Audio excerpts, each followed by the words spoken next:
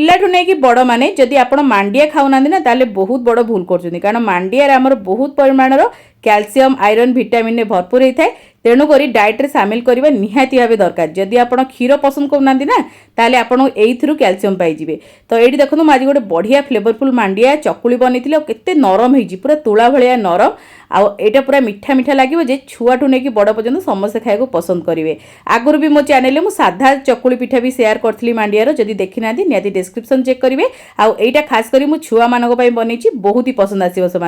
ये देखो अधा कप मु सुजी नहीं प्रथम आम कौन करवा सुजीटा टे ब्लेंड करके आसा मांडियार फ्लेवर एत भल न थाए तेणुक आम सुजी देकी करवा बहुत बढ़िया सॉफ्ट रहा भी टेस्टी बन। ये देखो सुजी को मुझे भल भाव ब्लेंड कर नहीं आसती 2 स्पून ये गुड़ दे दी ये देखो 2टी कदली मुझे काटिक नहीं आम ब्लेंडिंग जार आड करना आम गुजराती टिके ना गुंड देदेबा कि छड़ी आप पकई पारे स्लाइट लुण दबा बेसी ना 2 ରୁ 3 पिंच लुण देकी हल्का पानी देकी आपको आप चिकन कर बाटी पारे क्षीर में बाटी पारे दही बाटी पारे ना कि नथिले आप पानी में बाटी पारे। आज मो पाखे किसी आभेलेबल ना तेणुक मुझे पानी में बाटी ना आप क्षीर में बाटे बहुत बढ़िया लगे। ये देखो गोटे कप मु मांडिया चूना देती यहाँ मार्केट रे इजिली आभेलेबल तो बहुत सहज आपको मिल जदि नहीं ताले जदि गोटा मांडिया अच्छे आप बतुरे रखी थे राति सकाळु आप बाटिकी एथिरे ऐड करेंगे। ये देखो अल्प अल्प करके पानी देकी बढ़िया भाव में मिसई ना जमीक आम गोटे चकुलीर बैटर हुए से भाई आप मिसई ने आपको आम 10 मिनिट रेस्ट देवा 10 मिनिट आम सुजीटा बढ़िया भाव में फुलीज बेसी समय रेस्ट देवा दरकार नहीं 10 मिनिट ही दिंतु। देखो 10 मिनिट पर ये भल भाव में मुझे मिक्स कर नौची तापर आम ये गोटे पिंच खाइबा सोडा दबा जहाँफल यहाँ आम पूरा फ्लफी बन पूरा नरम बन जमा भी टाण हेनी आम मांडिया बेसी समय रखला पर भी आपंकर पिठाटी नरम ही रही आपको पसंद नुह बेकिंग सोडा ताले आप स्किप करेंगे। तो आम पिठा बना स्टार्ट करवा ये देखो प्रथम गोटे तावा नहीं प्रथम हल्का तेल को स्प्रेड करनवा आउे आम बैटर को देवा आ सब मन रखिए चकुलटा मीडियम फ्लेम रे करेंगे ताद्वारा आपंकर पिठाटा पोड़बनी आ बहुत भल भाव में सीझिब ये देखो एमती गोल गोल कर दिखाँ जमी नर्माल आम चकुली पिठा बनाऊ से भाई आप करनियंतु आपको टिके घोड़े रखिने तो बहुत भल भाव में आम मांडियाटा सीझिब टिके मुझे 5 ରୁ 7 मिनिट घोड़े रखी ओल्टेबा। आगुरी भी मो चैनल में बहुत प्रकार मांडियार रेसिपी शेयर करछि मांडिया चकुली साधा मांडिया चकुली रेसिपी भी शेयर करछि जोटा कि डायबिटिक लोक मैंने खाई पारे इजिली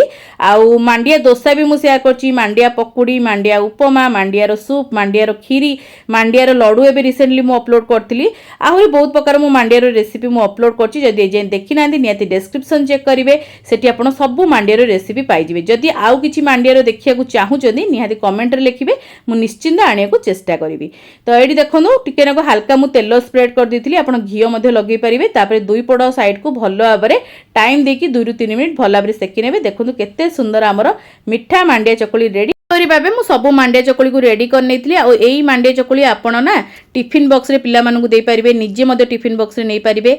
ब्रेकफास्ट रे खाई पारिबे लंच रे खाई पारिबे बहुत बढ़िया लगी थाए आ बहुत ही हेल्दी आबा सहित टेस्टी मध्य होई थाए बहुत समय पर्यंत एटा कोन नरम हेकी रही थाए जम्मा भी टाण हबनी देखि मांडिया आमे रांधला पर टे टाण होई जाए खाया को भल लागेनी टेस्ट पड़े किंतु एटा सेमती लागीबनी कारण मेथि जो कदली पकई जे आ गुजराती रो गुंड पकई जे सेटा बहुत फ्लेवरफुल रहइबो और सॉफ्ट मध्य रहइबो सुजी पई आ कदली पई एटा बहुत सॉफ्ट रहइबो खाया को बहुत भल लागिबो। आगुर भी जो मांडियार चकुली डोसा मु शेयर करछि जदि देखि ना निहाती डिस्क्रिप्शन चेक करिवे सेटा डायबिटिक लोक माने इजिली खाई परिबे एटा टिके डायबिटिक लोक माने खाया को जो चाहू जंदी ताले गुड़टा को स्किप करनेबे